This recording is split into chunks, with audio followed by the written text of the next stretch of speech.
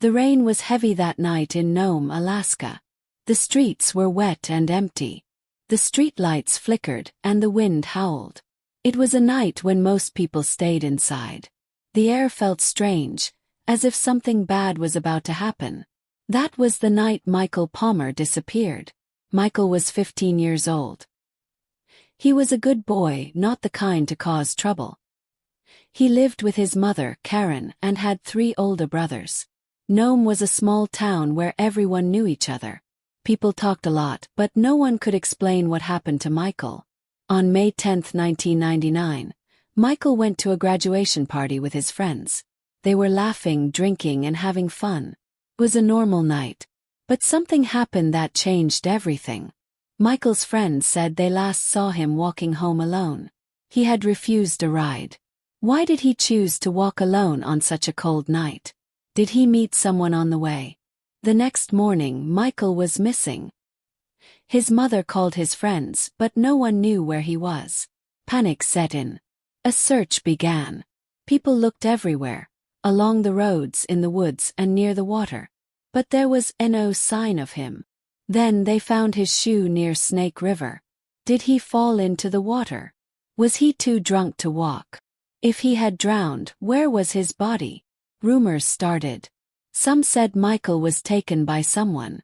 Others believed something evil was in the town, making people disappear. Had this happened before? Could it happen again? Years passed, then weeks, then months. The police had no answers. The case became cold like the long winters in Nome. The investigation begins. The police started their investigation by questioning Michael's friends. They all repeated the same story. Michael left the party alone, saying he needed fresh air. No one saw him after that. Detectives combed through surveillance footage from nearby businesses, but there were no clear images of Michael after he left the party. It was as if he had vanished into thin air. Search teams scoured the river where his shoe was found. Divers went into the freezing waters, looking for any sign of him. But no body, no clothing, no evidence was discovered. The river, it seemed, had swallowed him whole. The police considered several theories. One was that Michael had gotten lost and succumbed to hypothermia, but his body was never found. Another theory was that he had been abducted. Nome had a history of mysterious disappearances. Some believed there was something, or someone, hiding in the town's shadows. Years passed, and Michael's case grew colder. Then, a shocking discovery reignited the investigation. A fisherman, miles away from where Michael was last seen, pulled a tattered jacket from the depths of the Bering Sea. The jacket was unmistakably his. The pocket still held the remnants of an old concert ticket, the ink blurred but legible enough to confirm the connection. How did it get there? The currents didn't make sense. The distance was too great. And if the river had truly claimed him that night, where was his body? New theories and unanswered questions. Detectives revisited old leads, re-interviewing everyone from the party that night. Some people's stories started to change slightly. A few mentioned that there had been an argument between Michael and another boy at the party. Could that have led to something more sinister? Another unsettling theory emerged. Nome had seen a disturbing number of disappearances over the years, particularly among young men. Some believed there was a pattern, a serial predator operating in the area, preying on unsuspecting victims. Was Michael just one of many who had been taken? Or was his case different? The police explored other possibilities. Some suggested Michael might have run away. But his family insisted that he had no reason to. He had plans, dreams, and no history of wanting to leave Nome. The discovery of his jacket raised more questions than answers. Had someone placed it there to throw off investigators?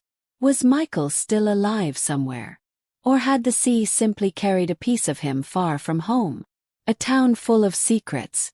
As detectives continued their investigation, they unearthed strange whispers from the town's past. Several people had disappeared under similar circumstances, and most cases remained unsolved. Could Nome be hiding a dark secret? Local legends spoke of figures lurking in the shadows, unseen but always present. Some believed the disappearances were linked to human trafficking. Others whispered of supernatural forces, of something in the wilderness that took those who wandered too far alone. But the most chilling theory remained. Someone in Nome knew what happened to Michael Palmer, and they had kept that secret for years. The second investigation. In 2015, a new detective was assigned to the case. She was determined to uncover the truth. She went back to the beginning, looking for anything that had been missed. She found something shocking, an anonymous tip from 1999 that had never been followed up. The tipster claimed to have seen a car pull up near the river on the night Michael vanished. A struggle was heard. Then silence. Why hadn't this lead been investigated before? Was someone trying to cover up what happened? The detective tracked down the tipster, who was now much older. He was hesitant to talk but eventually admitted that he had been too scared back then. He had seen someone that night. Someone powerful in the town. Could it be that Michael's disappearance was not an accident? Could it have been a crime that had been hidden for years? A new search was launched.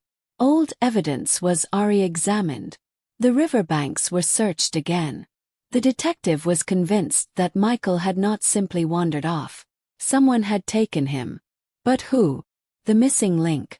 One of Michael's old friends came forward with new information. He admitted that Michael had told him something the night of the party. Something about a secret he had discovered. But he never got to explain. Had Michael stumbled upon something dangerous? Did he know too much? The final lead. A former police officer, now retired, reached out to the detective. He said that back in 1999, there were rumors that a group of powerful men in Nome had connections to illegal activities.